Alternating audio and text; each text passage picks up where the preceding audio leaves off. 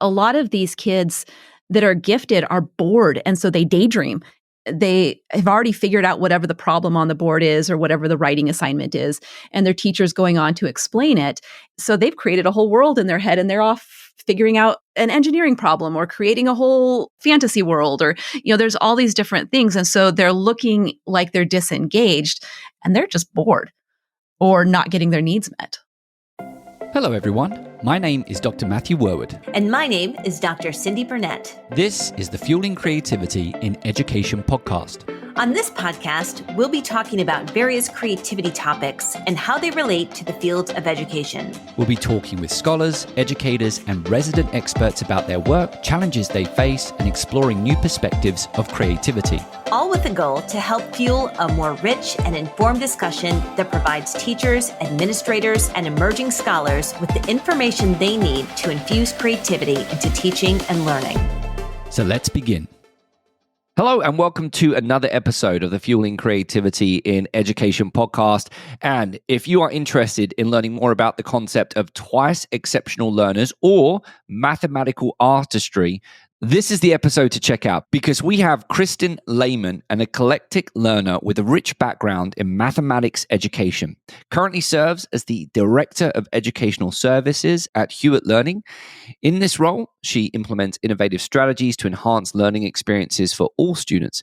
With a master's in math, Kristin's approach goes beyond conventional teaching methods, embracing creativity, innovation, and the interdisciplinary concepts. As a co-founder of the Independent Innovator Challenge and a key contributor to the US National Innovator Challenge, she is committed to encouraging young minds towards innovative thinking. Additionally, Kristin's work as a SEND-gifted model parent group facilitator reflects her dedication to supporting the holistic growth of twice exceptional children and their families. Her diverse interests and commitment to education highlight her role in shaping adaptive and inclusive learning environments. Welcome to the show, Kristin. It's a pleasure to be here. Thank you. So we're going to get started with the term twice exceptional learners. Can you tell us a little bit more about what that means? And most importantly, what makes a student a twice exceptional learner? Yeah, twice exceptional, the formal definition is 2 standard deviations apart on assessments. That's the formal piece. What it means is gifted with some sort of learning disability, some sort of exceptionality. So it could be that they are highly capable, gifted with dyslexia, ADHD, autism, even refugees that are coming where English is a second language, something that where the two opposite ends of the spectrum kind of mask each other. And so you get one of 3 scenarios with twice exceptional kids. Either the giftedness shines through and the learning disability never gets worked with. You get the learning disability is the one that reigns supreme and the giftedness never gets identified, or they kind of mask each other and neither one gets identified. And so in any one of those 3 cases, the student doesn't have the resources to work to their full potential. So that's kind of the twice exceptional nature of the students. So what do we do about twice exceptional? How do we identify these students that have specific gifts and then are on the opposite side of the standard deviation? That is the million-dollar question that everybody in this field is looking for because they are hard to diagnose. Typically, you find a high proportion of these students in the homeschool world because standard learning isn't a good fit. And they oftentimes need a little bit more of that one-on-one attention.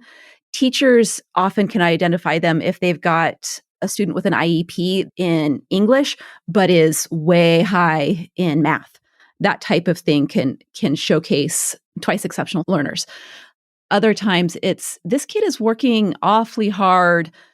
They seem to know what they're doing. They seem sharp. They seem bright. If I talk to them and have a conversation, they're on top of it, but then I get their tests and they're flunking.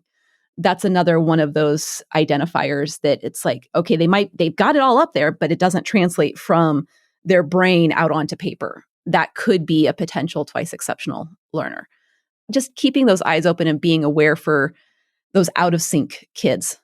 And I think you touched on one of the challenges that I'm sure you've probably spoken a lot about is you said, when they score really high for math. And of course, math is something that we, celebrate and cherish and test for in learning environments. But I'm assuming with twice exceptional learners, there's a whole bunch of other things where they might be exceptional, but we don't necessarily Oh, test, and probably harder to identify, right? absolutely. And in fact, there's a lot of these twice exceptional students who are highly creative and artistic and outside of the box thinkers that are brilliant in so many ways, but are horrible at math. Absolutely horrible. They might have dyscalculia. They might have, the dysgraphia. They can't write. There's all these different pieces that can impact how a student shows up on their performance. And quite often, because of necessity, these twice exceptional students are fabulous creative thinkers. Well, Kristin, this really gets me excited because just a few weeks ago, we interviewed Dr. Todd Lubart, who's a creativity researcher in Paris. And I'm not sure if you're familiar with his work, but he has a battery of tests around, it's called EPOC, which is the evaluation of potential of students. And he looks at creative potential of students, and you can test students at the age of 5 for creative potential in different areas, not just one or two areas, but all different kinds of areas. And they're expanding on those potentials. And I said to Matt when we interviewed him, wow, wouldn't it be amazing if we were testing kids for this creative potential at an early age?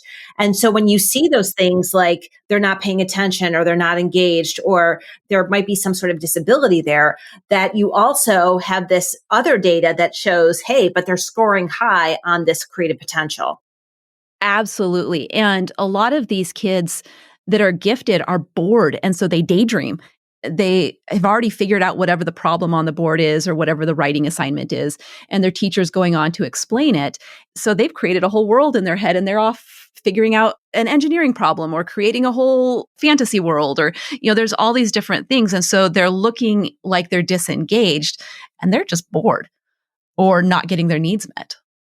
Also, in terms of keeping with the theme of identifying these students, we have the teachers in the classroom, but when you're talking about 5-year-olds, obviously the parent piece is super duper important because some parents, they probably have like, oh, this represents being good at school and this is what you've got to learn. And I'm sure everyone listening to this episode right now is nodding their heads, right? Imagine we've got some parents listening now.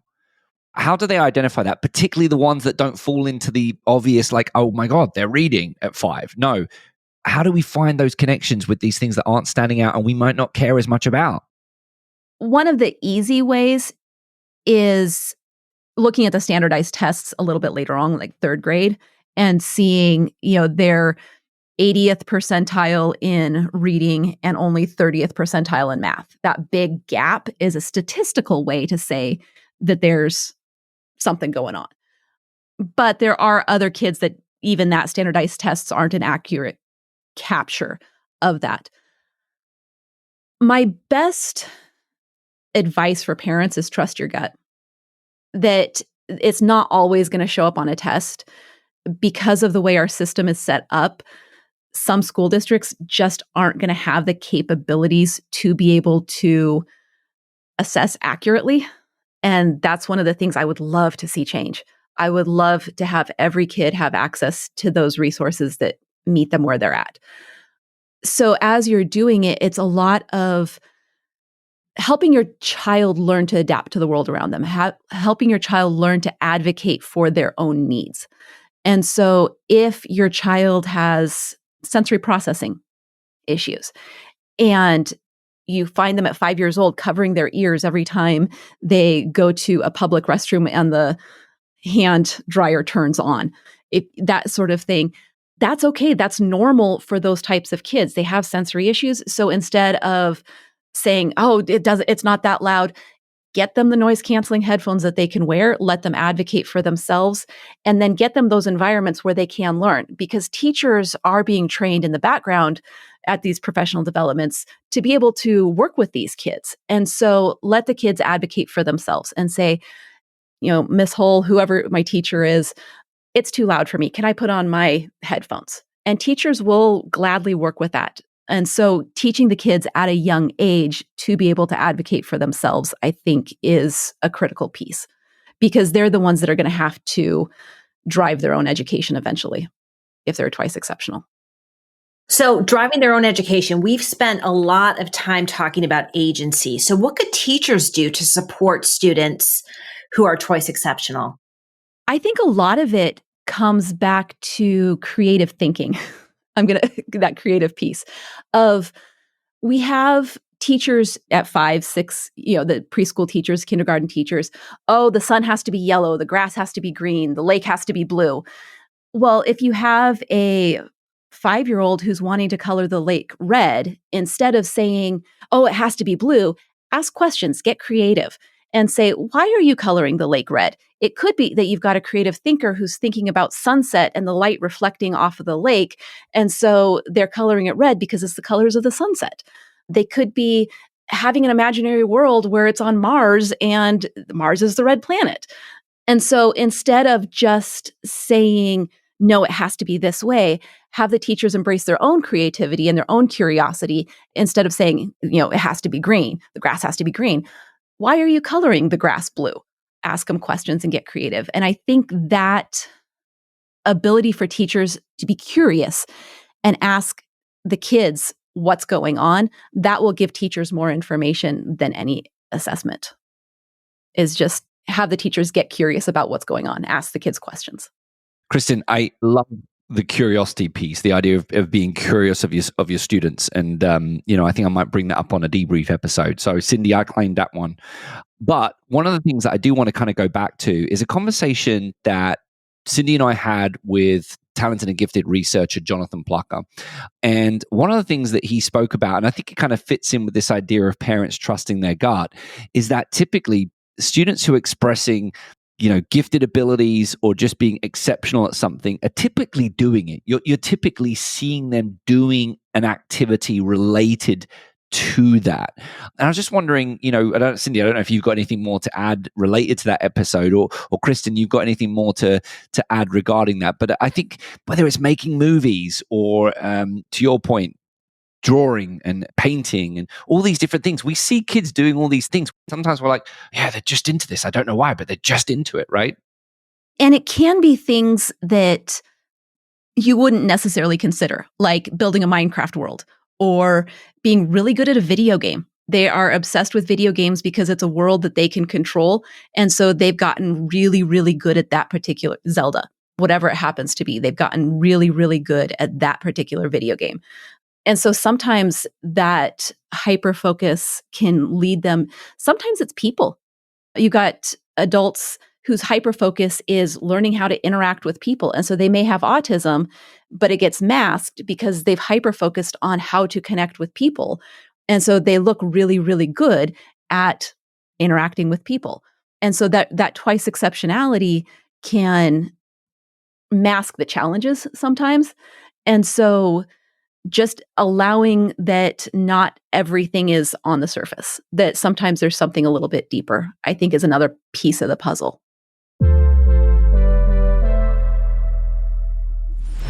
Do you want to bring more creative and critical thinking into your school?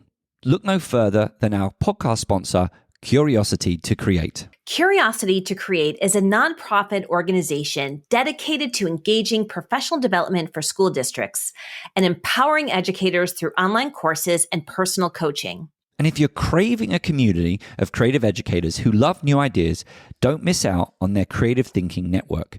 Get access to monthly webinars, creative lesson plans, and a supportive community, all focused on fostering creativity in the classroom. To learn more, check out curiositytocreate.org or check out the links in the show notes for this episode. So Kristin, one of the reasons why we really wanted to bring you on the show is because of a post you had on LinkedIn about mathematical artistry. And as soon as Matt read it, he screenshot it and he sent it to me and he said, I want to talk about this on the show. So what is mathematic artistry and what sparked your interest in this area? Let me start with what sparked it. It'll help explain what it is.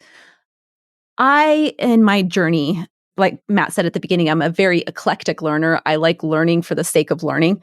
And being able to focus in on one thing sometimes is hard for me because I like learning so many different things. And so in my educational journey, there was one point in my life after my undergrad was done, I was literally in my parents' basement screaming, I'm never going to touch math again. I hate math. I don't want to do math. I am never going to touch math again. And the next day I was signed up for my master's in math. It just kind of how the universe works. There's this whole story behind it, but it's something I was good at and I did enjoy, and I enjoy communicating it. And so with math, it was always something that came natural to me, but it wasn't necessarily something that was my go-to, this is what I'm excited about.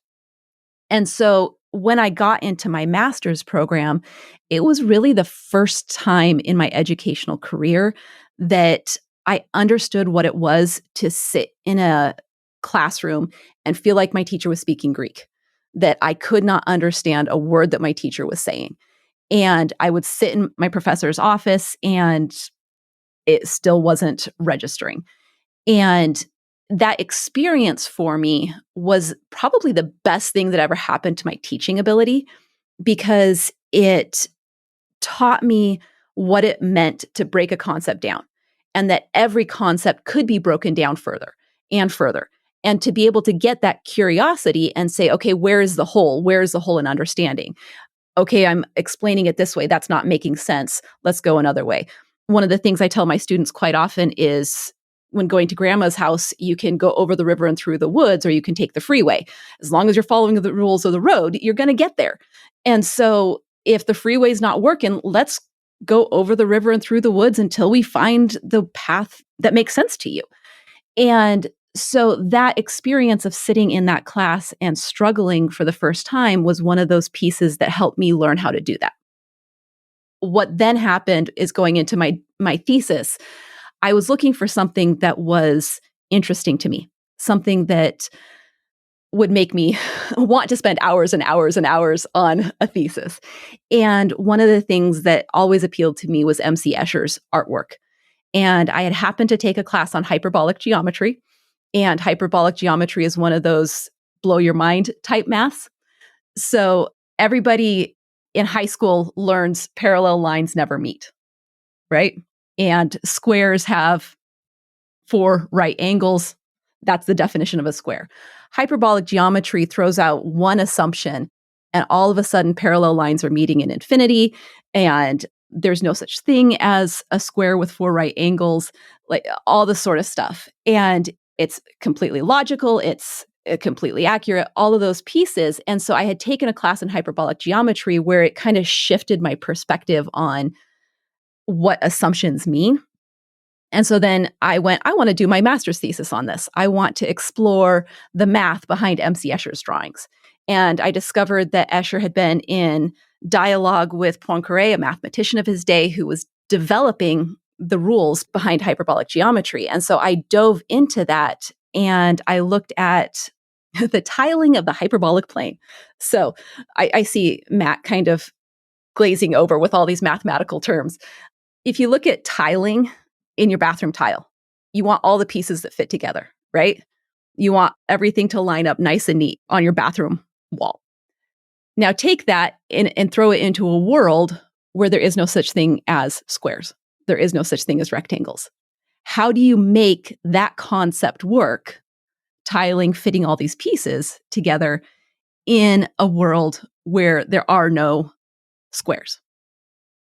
And so that was what prompted my master's thesis. And that kicked off my love of mathematical artistry, because it was this combination of the logic of math and the creativity of what we think of as art. The Escher is the one who does the never-ending staircase and the waterfall that flows up. Those thinking outside of the box, how can I reimagine reality? And so mathematical artistry is, in my mind, a different way of looking at the world. It's how do we take the concepts that are in math, the algorithms, the formulas, the different pieces, and look at them through the eyes of an artist and say they're the same concepts no matter which lens we look at. But we've got all these creatives, these twice exceptional people. We've got all of these people who math isn't what they love. And so let's take the same concepts and move them into a world where it resonates with them. And so instead of looking at just fractions, let's create mandalas. Let's break up a circle and get compass work in and get all the different pieces at different levels. We don't have to stick to the set structure. We can take these other concepts and work them in and engage these kids in other ways. Fractals are another really good way to do it. So fractals are a repeating pattern in essence. And so the Sierpinski triangle is a fun one to do because it's a triangle and then you break it down by fractions and you're learning fractions, you're looking at exponents, you're learning all of these different concepts by being able to draw or build something 3D. And it's a fun way to be able to take what has historically been a dry topic and move it into the hands-on, tangible, practical world for the creatives. So did that answer both questions? It did. And I'm not going to try and repeat some of the words that you said in that. But I have to say, I really like the example. There are times where I'm in the bathroom and I'm looking at the floor, or you go into restrooms, you look at the floor, and I do find myself kind of amazed, shall I say, or wondering, how did, every 5 tiles that are not squares or not rectangles, they're joining up, but they're also joining up in a kind of pattern. And you kind of say, like, how did they make sure that the tile that had the black on the top right side was always on the top right side every 5? And so the idea of bringing that into a classroom environment, I absolutely love. And the idea of looking at things from different perspectives. I mean, everything you've just said there resonates so much from a creativity perspective. But one of the things that I found myself wondering is, does the average math teacher have that level of expertise that they have the means of kind of flipping the script in such a way? I'm just curious, because I don't know what the level of a math teacher is, if I'm honest with you. And I don't know what level you need to be able to feel comfortable enough flipping the script. Is it really as easy as you just made out? Yes and no. It depends. So the teachers having enough background at the higher levels, at the high school levels, they have to have at least like an undergrad in math, depending on where you teach. A minor, I'll say, a minor in math. The hesitation or the difficulty for most teachers isn't the ability, it's the structure, it's the admin. Most schools are tied into a set curriculum. You have to cover these things to be able to be assessed by this time. And it's scary to be able to flip the outlook, the activities, because right now it's not tested.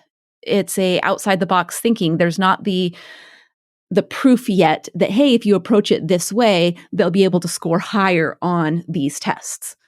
And so many teachers have their salaries, their everything tied into how their students perform on these standardized tests, or the school has to approve the curriculum.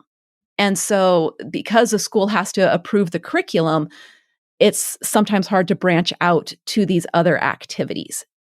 I know a ton of teachers that are extremely creative, that are coming up with some of these things all on their own and using these types of activities within the structure of their classroom. Or, say that they have to use this math textbook. So they'll take the lesson on whatever it happens to be and flip it just for that one lesson. But it's hard to do because there's so many different things that they have to get through in a set amount of time to be able to get that standardized testing in. So I think that's more the difficulty. So Kristin, if I'm a teacher who teaches math, or I'm a parent who has a child who loves math, where can I find resources to start using mathematical artistry in my classroom or my home?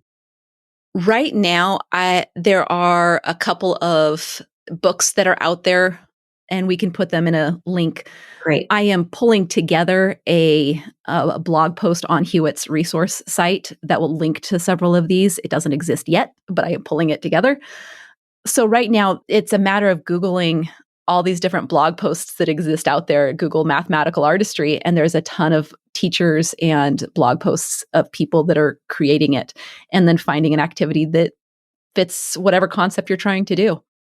hopefully one day I am talking with a university professor that former colleague of mine who teaches chaos theory and has worked with linear dynamics and chaos theory and all these different things and working with it in the high school and bringing these college concepts into a mathematical artistry program in the high school. And she and I are hoping eventually to pull together a curriculum, but it does not exist yet. I have not seen a full curriculum yet.